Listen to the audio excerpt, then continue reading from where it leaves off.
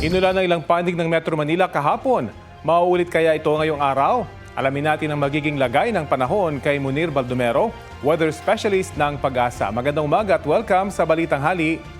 Yes po, magandang umaga po Sir Rafi at magandang umaga din po sa lahat ng ating taga-subaybay. Opo, may inaasahan po bang malakas na ulan mamayang hapon?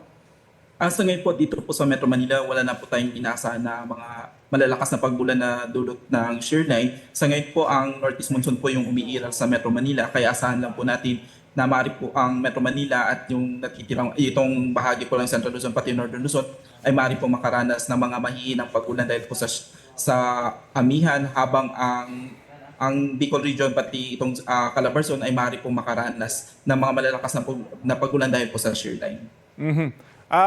Kumusta po yung magiging lagay ng panahon sa mga susunod na araw?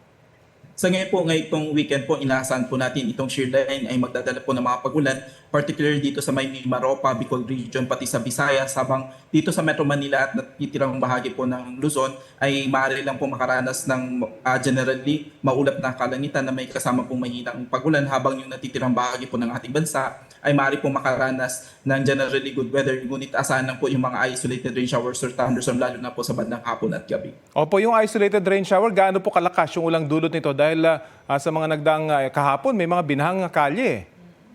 Yes po. Yung mga usually po pag thunderstorm ang pinag-uusapan po natin, maaari po ito mag-range hanggang mag-range ng heavy hanggang torrential na pag-ulan, depende po sa location, at yung formation po ng mga thunderstorm sa iba't ibang bahagi po ng ating bansa ay depende po sa yung current na topography nung lugar kung saan maaari po mabuo yung mga thunderstorms. At baka yung mga ibang kanal nabarahan ng mga pinaputok, hindi ba? Kaya't hindi maka-flow ng maayos yung tubig.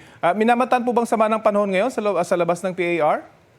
Sa ngayon po, sa mga susunod na mga araw po, wala po tayong nakikita na formation ng mga cloud cluster na maaari pong mabuo bilang LPA sa loob at labas ng ating Philippine Area of Responsibility. Kaya asahan po natin na sa mga susunod na araw, generally, magiging maganda po yung panahon sa malaking bahagi po ng ating bansa.